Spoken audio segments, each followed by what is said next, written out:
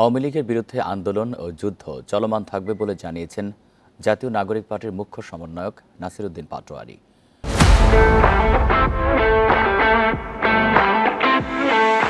সোমবার বিকেলে চাঁদপুরের হাজীগঞ্জে জুলাই আন্দোলনে শহীদ আজাদ সরকারের পরিবারের সদস্যদের সঙ্গে ঈদের শুভেচ্ছা বিনিময় করেন তিনি। এ সময় নাসিরউদ্দিন পাটোয়ারী আরও বলেন, ছাত্র আন্দোলনে নিহতদের বিচার অবশ্যই হবে, সেই সাথে ফ্যাসিস্ট আওয়ামী লীগকেও বিচারের আওতায় আনতে হবে বলে দাবি করেন তিনি। স্বৈরাচারীদের সঙ্গে কেউ আপোষ করলে তাদের বিরুদ্ধেও লড়াই চলবে বলে হুঁশিয়ারি দেন। বলেন, এদেশে নতুন রাজনৈতিক তত্ত্ব প্রতিষ্ঠা করতে চান তারা।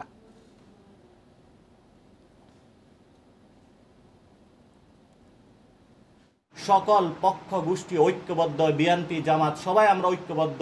আমাদের একটি শত্রু, সেটি হলো আওয়ামী লীগ এবং দিল্লি। এই দিল্লি এবং আওয়ামী লীগের বিরুদ্ধে আমাদের আন্দোলন চলমান থাকবে, আমাদের যুদ্ধ চলমান থাকবে।